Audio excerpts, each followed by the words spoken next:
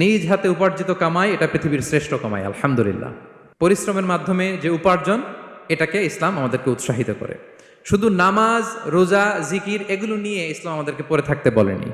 Quranic order হচ্ছে আপনার নামাজ শেষ, আপনি বেরিয়ে পড়বেন, কাজে বেরিয়ে যাবেন। ফাইদা কুদিয়াতিস সালাতু ফান্তাশিরু ফিল আরদি ওয়াবতাগু মিন ফাদলিল্লাহ। বিধানটা কার বলুন? আওয়াজ করে বলুন, বিধানটা কার? এটা কোরআনিক ভার্ডিক্ট, কোরআনের বিধান। নামাজ শেষ, গোল হয়ে বসে জিকির করতে বলা নাই আল্লাহ। আল্লাহ বলেছে ফান্তাশিরু ফিল আরদ ওয়াবতাগু মিন ফাদলিল্লাহ, জমিনে ছড়িয়ে পড়ো, আল্লাহ রিজিক তালাশ করো। নামাজ শেষ বেরিয়ে যাবেন, কৃষক চলে যাবে মাঠে, শ্রমজীবী চলে যাবে ফ্যাক্টরিতে, শিক্ষকরা চলে যাবে তাদের শিক্ষা প্রতিষ্ঠানে, কর্পোরেট ওয়ার্ল্ডের লোকেরা চলে যাবে তাদের প্রতিষ্ঠানে। ডেভেলপমেন্ট করতে হবে, সিভিলাইজেশন করতে হবে। নামাজের পরে গোল হয়ে বসে থাকা চলবে